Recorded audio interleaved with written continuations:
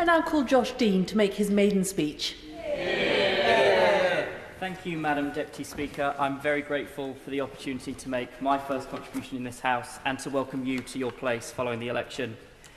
Can I congratulate all of the members and my honourable friends who have given their maiden speeches over the previous days. It's been a reminder of the immense talent of those joining this House and what a privilege it is for me to be amongst them. I look forward to hearing their many contributions to debate over the coming months and years. I'd like to begin by paying tribute to my predecessor, Julie Marson, who served our residents for 4.5 years. I thank Julie for her hard work in helping to secure banking hubs to protect our residents' access to in-person banking services in parts of our community, work that I look forward to continuing. I know the whole House will want to join me in wishing Julie and her family the very best for the future.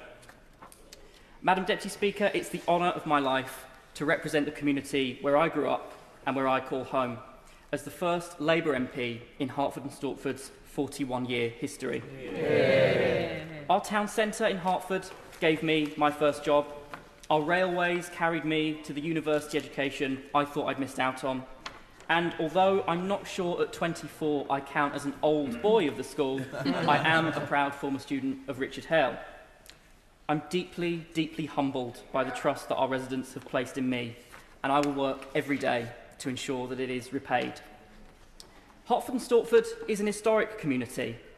When plague overran London in the 1500s, this Parliament moved to Hertford Castle, where the gatehouse is now home to Hertford Town Council. Bishop Stortford, suspected to be a Roman new town, may have once sat at an ancient transport interchange. Sawbridgeworth boasts architecture from the Tudor, Stuart and Georgian periods, and Ware was home to a malt-making industry that lasted from the Civil War to the 20th century. Our constituency represents so much of what is great about our country. Hard-working communities, historic towns, and hubs of innovation, creativity and commerce. I had the chance to visit one such hub of innovation on a recent visit to Wickham Hall in Bishop Stortford. There I was inspired by David and Susie Harvey, self-styled custodians of the countryside, whose creativity and passion has transformed a 100-year-old family farm into a thriving business community, making use of the green technologies of the future and with a mission to protect our environment. And our natural environment is as diverse as it is beautiful, with some of Britain's rare chalk streams running right through our constituency, of which our residents are rightly fiercely protective. I therefore warmly welcome this government's commitment to cleaning up our precious waters, and I will work tirelessly within this House and in my community to ensure that they are protected. Today, Madam Deputy Speaker, many of our residents in Hertford and Stortford will travel to and from work using our local railways, whether that's from one town to the next, from our constituency into London, or even further. But when I speak to residents in our community, too often I hear stories of a broken rail network that isn't working for local people. Indeed, just today, one of my residents contacted me to say that yet more services have been cancelled to Hertford North this evening due to a lack of staff. Our railways were once the pride of Britain, connecting people and places with new opportunities. But the current model of privatisation is failing passengers and staff across the country.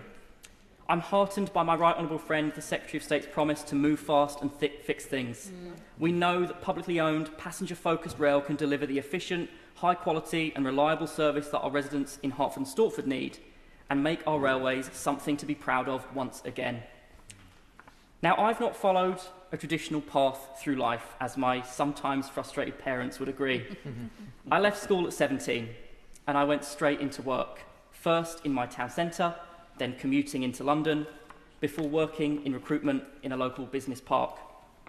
I returned to education during lockdown, enrolling at the University of Westminster to study, perhaps unsurprisingly, politics, blissfully unaware that in just a few years' time I'd be desperately trying to navigate the corridors of this place.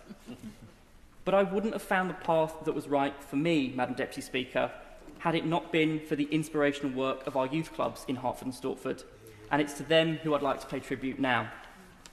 I've experienced firsthand the difference that their work makes to the lives of our young people, and I can say with confidence that had it not been for the support and guidance of a youth worker named Russell Cairns, I would not be in this chamber today.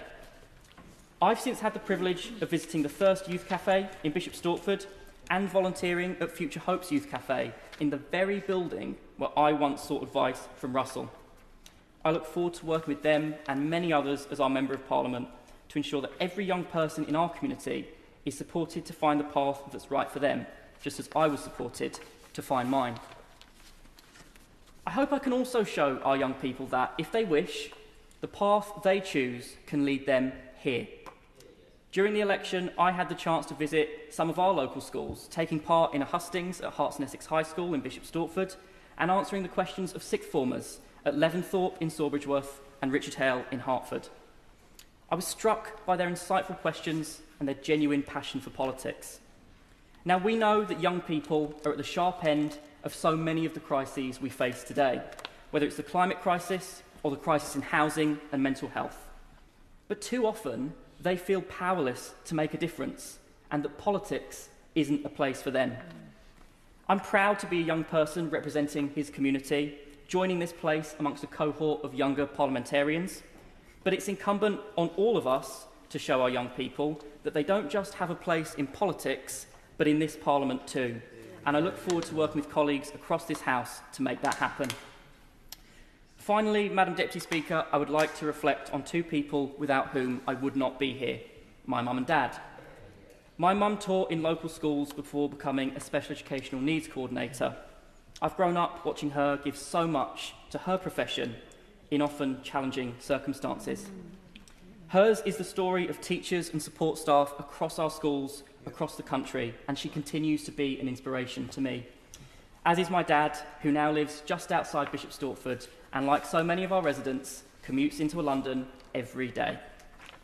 Now, my parents moved to Hertford in the late 1990s because they wanted the best start for me. I cannot think of a better moment than now to thank them for everything they have given me over the last 24 years. My parents are examples of hard work and dedication, principles that they have instilled in me, and those are principles that I will carry with me every day as I go to work in this place. Thank you.